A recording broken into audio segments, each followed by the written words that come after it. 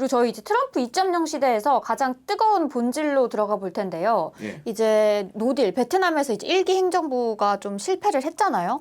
이제 그런 거를 무마하기 위해서 이제 김정은과 어떻게든 협상을 할 거다라는 그런 예측이 나오고 있는데 이제 그럼 김정은을 약간 중국의 뭔가 레버리지로 활용을 할 가능성이 있나요? 북한을?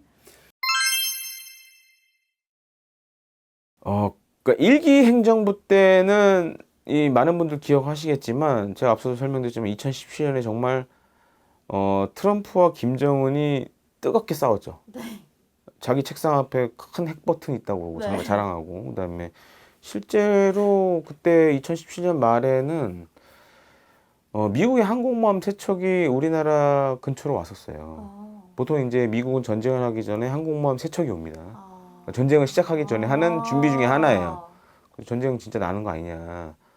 그게 18년, 그러니까 평창 동계올림픽 때 김여정이랑 북한 대표단이 왔었잖아요. 아, 기억나요. 그때 그 뉴스가. 네. 아. 그때까지도 그랬어요. 전쟁 나는 거 아니냐. 네네. 근데 이제 오면서 어찌됐든 이제 남북 정상회담 하고 그러면서 많이 이제 풀렸죠. 네.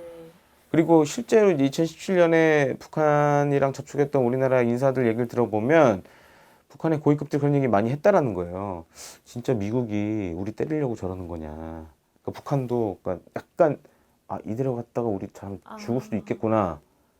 그런 이제 생존과 관련된 그런 이제 리스크를 슬슬 인식을 했고 네네.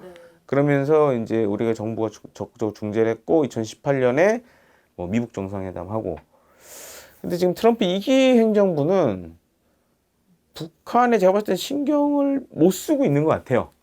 그리고 그렇게 중요하게 생각하지 않는 것 같고 지금 북한 말고도 중요한 문제가 워낙 많기 때문에 뭐 아시다시피 관세 문제도 있었고 그다음에 지금 이란하고 또 저러고 있고 그러다 보니 트럼프 대통령이 뭐 그렇게 크게 신경을 안 쓰는 것 같고 또 한 가지로는 1기 때와 달리 2기 때는 사실상 저는 느끼는 점이 뭐냐면 사실상 인정하는 거 아니냐. 북한의 핵에 관련된 부분들을 이제는. 네네. 왜냐면 이제 트럼프 2기 행정부 내인 사람들도 야, 우리가 네. 지난 몇십 년간 쟤네가 핵 못 갖게 하려고 온갖 수단과 방법을 가지 않고 물론 이제 무력 사용을 제외한 모든 방법을 다 동원했는데 네. 결국 갖지 않았냐. 이제는 사실상 관리 단계로 가야 되는 거 아니냐. 그렇게 좀 생각을 많이 하는 것 같아요. 근데 또 미국 입장에서는 신경을 안 쓴다고 하지만 지금 계속 그 친중 나라들이 이제 하나씩 죽이고 있잖아요. 얼마 전에 베네수엘라도 그렇고 네. 이번에 또 쿠바에서 또 9명이 또 미국 정부에서 이제 타격을 받았다고 하던데 네. 그거에 관련해서는 이제 그 다음에 종착지가 북한이 아니냐라는 그러한 말들이 계속 나오고 있는데 그건 어떻게 보시나요? 이게 이란, 쿠바하고 북한은 많이 다릅니다. 북한은 어쨌든 핵을 갖고 있어요. 이란, 쿠바는 핵이 없었죠.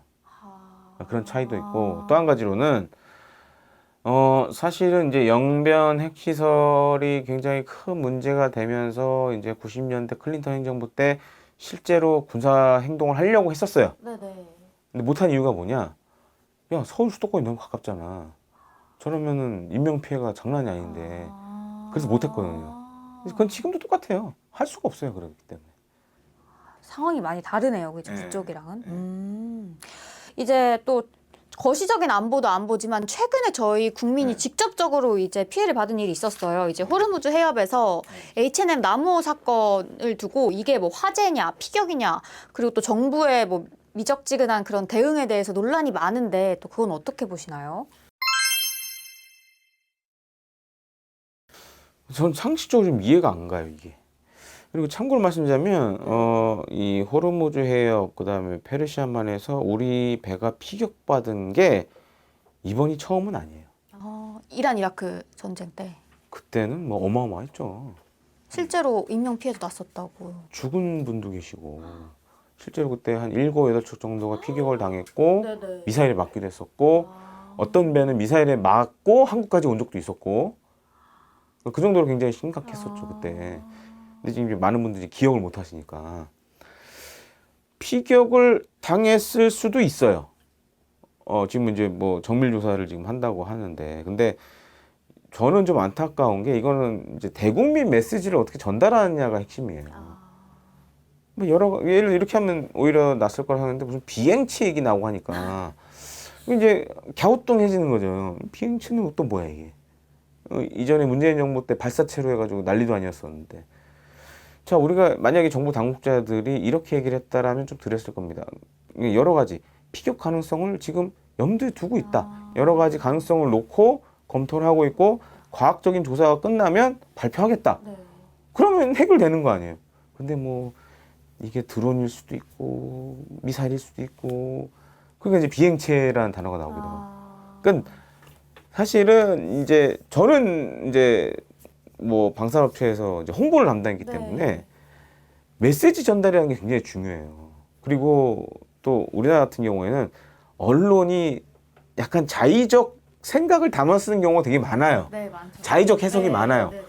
그러니까 그런 논란을 만들지 않으려면 객관적이고 명확한 답을 줘야 돼요. 근데 제가 봤을 때 이번 사건은 좀 너무 이 고위 당국자들이 제각기 말을 하면서 일이 오히려 커진 거죠. 자, 한 사람이 정리해서 피격 가능성도 포함하고 있다. 다만 과학적 조사가 안 끝났다. 그렇기 때문에 그게 다 끝난 다음에 정확하게 발표하겠다.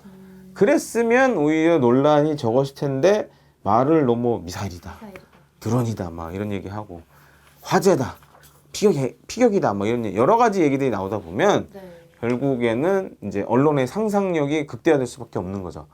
그러면서 이제 문제가 더 커지죠. 이제 그러면 앞으로 이제 저희 시청자분들께 이러한 일련의 사건들을 통해서 이제 한마디 하고 싶은 말씀이 따로 있으실까요?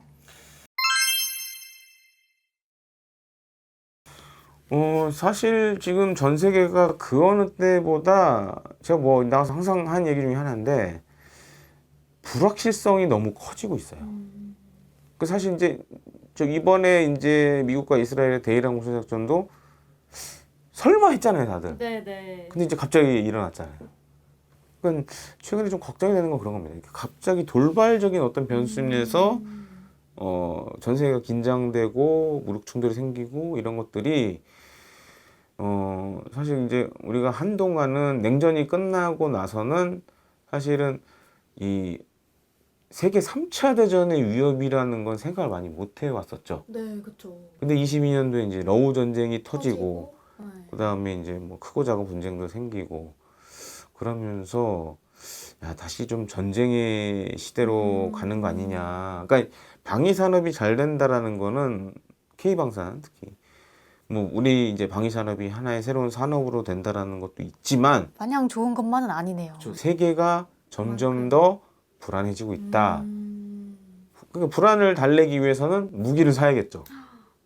그러니까 그런 이제 시대에 우리가 살고 있다라는 거.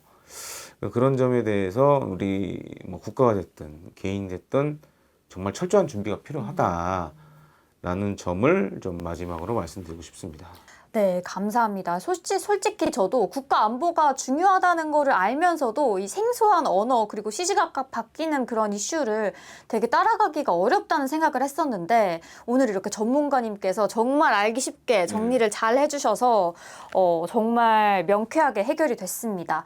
앞으로도 이제 계속 컨텐츠를 대영 제국이나 뭐 여러 방송사에서 컨텐츠를 계속 제작하고 계시니까요. 많은 관심과 사랑 부탁드리고 또 저희 더 센 지식도 많이 사랑해 주시면 감사하겠습니다. 감사합니다. 고맙습니다.